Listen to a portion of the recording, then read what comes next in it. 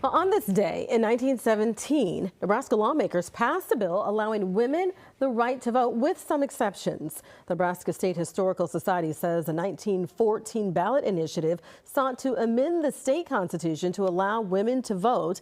A petition to put the issue on the ballot that year gathered more than 48,000 signatures. That's the largest petition application filed in Nebraska at that time. In 1919, the state ratified the 19th Amendment to the U.S. Constitution, allowing women to vote in all elections. It became law the next year.